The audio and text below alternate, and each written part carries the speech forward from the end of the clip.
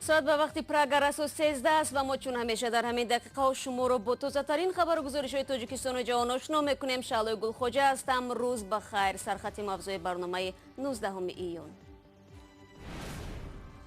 استفاده کارت نقلیاتی در دوشنبه حتمی می شود. اتوبوس و ترالبوس های دو خط سیر مرکزی از دیروز دیگر پول نقد قبول نمی کنند. به کارت راه نمیدهند. مسافر باید چی کار کند؟ مثلا او 10 سومانی ندارد، فقط 2 سومانی. باید به اتوبوس نشیند. گنرال قهرمان و یا منصبدار دزدی ماهر امروز پارلمانی ارمنستان مسئولیت گنرال مانویل گریگاریان را قطع کرد. و سنگاندازی جنوبی تاجیکستان دستکشی افضل شدیو در ترانه نو منتقدانی در خارج بوده حکومت تاجیکستان را خائن و اهریمن خواند. و شروع میکنیم از اون که دادگاه حربی ولایت سوغد امروز دو کارمند انتظامی را به مهلت طولانی روانه زندان نمود. لطیف جان یولدوش و محمد نعیمов کارمندان ریاست امور داخلی سوغد و اداره امنیتی نویه 8 به شکنجه کامل خوجه نظرов عضو سابق حزب ممنوع نهضت اسلامی ایبدار شدند. دادگاه گفت یولدوشев به 13 سال و نعیمов به 12 سال حبس محکوم گردیدند. کامل خوجه نظرов ساکن نویه 8 که سال گذشته دست به خودکشی زد پیش از مرگش این خادمان حفظ حقوق را در شکنجه و بدرفتاری نسبتش ایبدار کرده بود. شهرداری دوشنبه شروع از دیروز نظام پرداخت‌های الکترونی را در بعضی از اتوبوس و ترالبوس‌ها حتمی نمود. هنوز بهار امسال مقامات شهر مسافران را موظف کرده بودند که به هنگام رفع در نقلیات جمعیتی از کارت پلاستیکی استفاده برند. اما آن وقت این تشبوس چندان موفق نشد، ولی من بعد مسافران ناچارند که کارت بخرند وگرنه مجبور میشوند پیاده بروند. ادامه از مرسیتا. از 18 ایون در اتوبوس و ترالبوس های دو خط سیر مرکزی شهر دوشنبه پرداخت های نقدی منع شد. برای استفاده از نقلیات جمعیتی مسافران باید سیتی کارت و یا کارت الکترونی استفاده برند. کارمندان خدمات نقلیات آنهایی را که چنین کارت ندارند به اتوبوس و ترالبوس راه نمیدهند. برخی از ساکنان گفتند که برای استفاده از نظام الکترونی آماده نیستند. این هم در حالی است که 2 هفته باز طریق تلویزیون های دولتی درباره گذارش به نظام الکترونی اعلان های ترغیباتی نشر می شود. به کارت راه نمیدهند. مسافر باید چی کار کند؟ مثلا او 10 سومانی ندارد، فقط 2 سومانی. باید به اتوبوس نشیند. سبسته. یک دفعه از اتوبوس استفاده کردیم. گاهی می شود که از کور می براید. اول کارت خریدگی بودیم، خیلی ساده است، میدارای آسان برای ماشین بشستن کردن خیلی خوب است. اپرات میبینیم پول کارت میگذارانیم میریم تمام. کارت 10 سومانی نرخ دارد. 4 سومانی پول خودی کارت و 6 سومانی دیگر در حسابش ذخیره می شود. این مقدار پول برای 4 بار استفاده از اتوبوس و 6 دفعه نشستن در ترالبوس کفایت می کند. ترمینال های مخصوص برای پر کردن حساب کارت ها در هر ایستگاه گذاشته شده است. در نزد این ترمینال ها اختیاریان هم کارت می فروشند و هم طرز درست استفاده از آن را نشان می دهند. تا ترمینال های مخصوص هستند میتونید در اینجا کارت خود را پر کنید. تلاش نخستین شهرداری دوشنبه برای راه اندازی نظام پرداخت الکترونی در اتوبوس و ترالبوس ها در ماه اپریل امسال موفق نشد. ساکنان نخواستند برای خریدن کارت 4 سومانی صرف کنند. از طرف دیگر در نقلیات جمعیتی ولیداتور و یا دستگاه مخصوص الکترونی فعال نبود. مسئولین میگن حالا این نقصان برطرف شده است. شهروندان شکایت میکردند که ترمینال ها کار نمیکنند. خوشبختانه با امروز همه اونها فعال گردانده شده است و در موردی یگان مسئله بحثناک پیدا شدن نسبت این یا اون ترمینال کار نکردن و تلفنی نقطه تنظیمگری جمعیت دارای مسائل محدود اویسا گروه که شبانه روزی برای منتشر است مراجعه نمایند. به گفته مقامداران نظام الکترونی پرداخت تنها به منفیت است، اما در همین حال به این نوبت گرفته نمی شود که صدها کاندکتورهای ترالبوس و اتوبوس ها می توانند بیکار مانند. عملی گردیدن کارت الکترونی این به سطح و صفت خدمترسانی نقلیاتی آورده می رساند.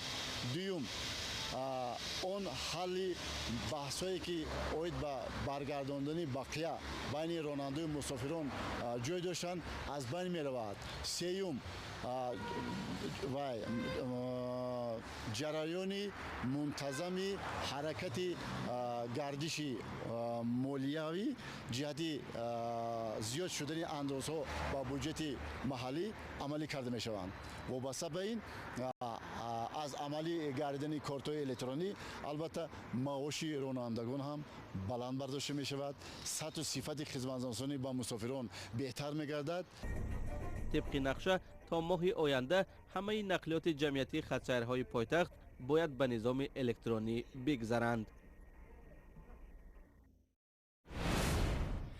رو می‌رویم با موضوع دیگر. روز گذشته دادگاه تاگانسکی شهر مسکو حکم خود را نسبت راننده قرغیز اعلان نمود. چینگیز انوربек با آن ایبدار می‌شود که ماشینش را به جانب ازدحام رانده و چند نفر را مجروح کرد. راننده مهاجر ضمن بازپرسیش گفت که قصداً این عمل را صادر نکرده است و بعضی از شهروندان قرغیزستان به خاطر حمایت از هموطنشان دعوت نمودند که برای پرداخت جبرانی مجروحان مبلغ جمع کنند. اسکندر خوجه میرزاده گزارش می‌دهد. روز دوشنبه دادگاه مسکو حکم حبس پیشکی راننده قرغیز چینگیز انوربek را صادر کرد. شام شنبه 16 ایون این شهروند 28 ساله قرغیزستان تاکسیش را بر روی رهگذرها در کنار میدان سرخ روسیه روانه کرده کمش 7 نفر را مجروح نمود. انوربek میگوید بعد 20 ساعتی کار در سر چنبر ماشین خوابش برده و جای ترمز گاز را زیر کرده است. در دادگاه او گناهش را اعتراف کرده از زخمیان عذر خواسته است. وکیل راننده قرغیز میگوید بازبینی حکم را طلب خواهد کرد. با فکر ما 2 ماه حبس حکم سنگین است. ما کوشش میکنیم که توسط سفارتمان در روسیه و وزارت امور داخلی قرغیزستان بازنگری آن را طلب کنیم. ما دادگاه و نهادهای مربوطه را آگاه کرده ایم. طبق معلومات رسانه‌های روسیه در این حادثه کمش 7 نفر و از جمله 2 هوادار فوتبال از مکزیک جراحت برداشتند.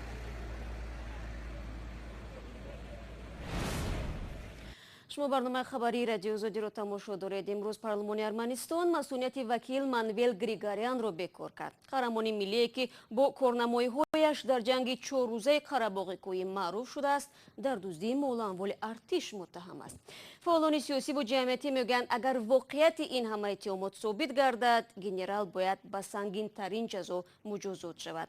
مانویل گریگاریان را روز شنبه با گمان ویران کردن کودکس جنایی ارمنستان بازداشت نمودند. خرامان بقازاده موضوع را ادامه می‌دهد. عضو حزب جمهوری‌خواه ارمنستان و رئیس اتفاق اختیاریان یرکرپ مانویل گریگوریان روز شنبه با گمان نقض کودکس جنایی ارمنستان بازداشت شد. همه گپ از پخش نوار ویدیویی عملیات وارد شدن کارمندان خدمات امنیت ملی ارمنستان به بوستانسرای با حشمت گنرال شروع شد.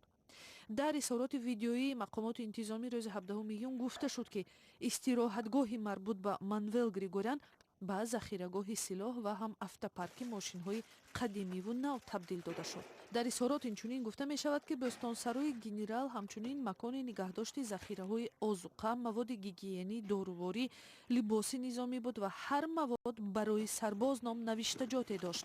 در داخل قوطی‌ها نامه‌های کودکان به سربازان هم آشکار شد که در جریان جنگ سال 2016 کمک‌های خود را به ارتش ارسال کرده بودند. منظور نیزای مسلحانه 4 روزه میان ارمنستان و قره‌باغ کوهی و آذربایجان است که در جریان آن 10 نفر کشته شد. در بستانسرای مانویل گریگوریان سلاح هم پیدا شد. از جمله 18 مینومت ضد تانکی، 20 دانه نارنجک، بیش از 21000 دانه تیر، تراتیل، 79 میلتیق 39 تپانچه و دیگر سلاح‌ها. 3 автопарке که آشکار شد ماشین‌های گرانبهای زمانوی، قدیمی، موتورسیکل و ماشین‌های برفگذر داشت. اینچنین یک ماشین یاری تجلی و چند ماشین جیپ یافت شد که در روزهای جنگ استفاده شدند. خدمات امنیتی بخطری ارمنستان در اظهارات خود گفت این ماشین‌ها را نمایندگان جامعه ارمنی‌های روسیه به ارتش مدافعی ارمنستان در روزهای جنگ تقدیم کرد ولی گریگوریان همه آنها را به نام خویشاوندانش به قید گرفت.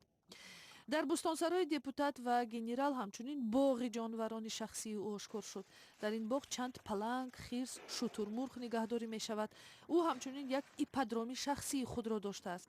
از جریان تحقیقات اولیه معلوم می شود که مواد غذایی برای سربازان پیش بینی شده را گنرال برای غذای جانورانش استفاده می کرد.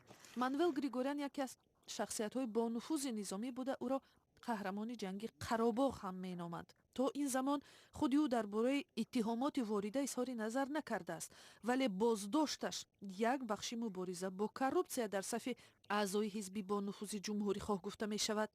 рӯзи шанбе писараш мири шаҳри эчмиадзин ҳам аз мақомаш канор рафт. исми генерал ва писараш дар авҷи эътирозҳои зидди ҳукуматӣ аз ҷониби тарафдорони Никол Пашинян, сиёсатмадоре ки моҳимаи сари қудрат омад, ҳамчун афроди олуда ба коррупсия зиёд ёд мешуд. рӯзи 18 июн Пашинян аризаи ҳукумат ба парлумонро бо дархости маҳрум кардани Григорян аз масъулият ирсол кард. бармегардем ба Тоҷикистон. Амонатбонки Тоҷикистон додани қарзҳои боимтиёзро ба соҳибкорон бо пули миллии чинӣ оғоз кард. қарз ба муҳлати то 3 сол ироа мешавад ва бозпас додани он бо пули сомонӣ сурат мегирад. ин амр ба манзури рушди ҳамкориҳои иқтисодӣ бо чин рӯи даст гирифта шудааст.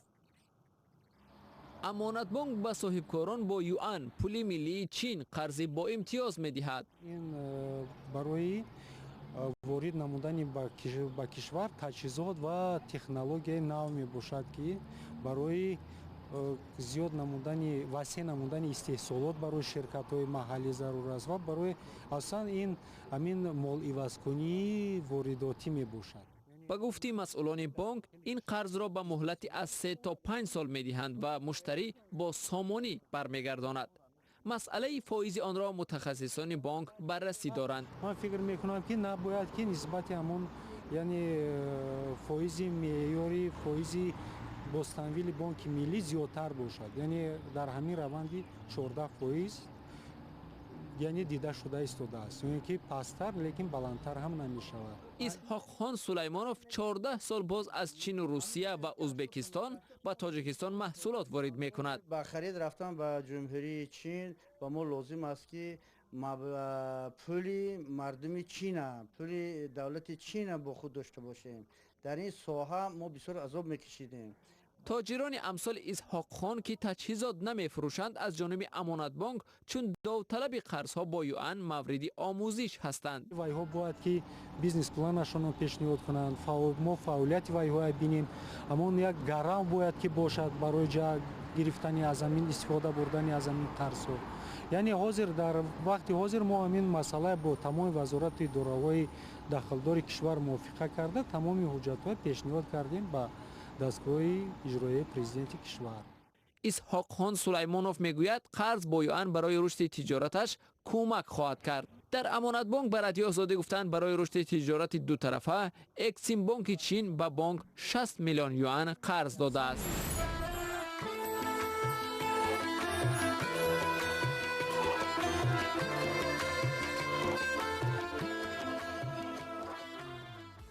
афзалшо шодиев, сарояндаи маъруфи тоҷик ва раҳбари филармонияи давлатӣ дар як таронаи тозаи эҷодаш мунтақидони дар хориҷ будаи ҳукумати Тоҷикистонро хоин ва аҳриманд хонд.